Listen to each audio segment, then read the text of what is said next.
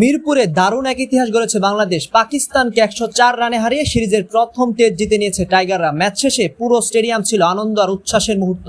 খেলোয়াড়দের উদযাপনে মাতোয়ারা হয়ে ওঠে পুরো মাঠ। বিশেষ করে তরুণ পেসার নাহিদ রানার দুর্দান্ত বোলিংয়ে ভেঙে পড়ে পাকিস্তানের ব্যাটিং লাইন আপ। ম্যাচের শুরুতে টস জিতে পাকিস্তান বাংলাদেশকে ব্যাটিংয়ে পাঠায়। প্রথম ইনিংসে অধিনায়ক নাজমুল শান্তর দুর্দান্ত সেঞ্চুরি করে দলকে বড় সংগ্রহ এনে দেন। আর অসাধারণ ব্যাটিংয়ে বাংলাদেশ তুলে 413 রান।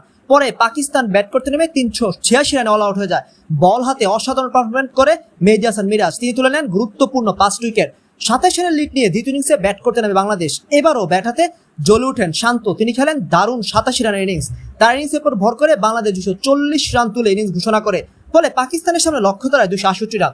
শেষ দিনের খেলায় শুরুতে পাকিস্তান কিছুটা ভালো অবস্থানে ছিল, তবে শেষ সেশনে পুরো ম্যাচের চিত্র বদলে দেন বাংলাদেশি বোলাররা। তাজুল ইসলাম ও তাসকিন আহমেদ গুরুত্বপূর্ণ দুই ব্যাটসম্যানকে ফিরিয়ে দেওয়ার পর নাহিদ রানা একের পর এক উইকেট তুলে নিয়ে পাকিস্তানকে চাপে ফেলে দেন। শেষ পর্যন্ত পাকিস্তান 163 রানে অল আউট হয়ে যায়। নাহিদ রানা দ্বিতীয় ইনিংসে মোট 5 উইকেট নিয়ে ম্যাচের বড় নায়কে পরিণত হন।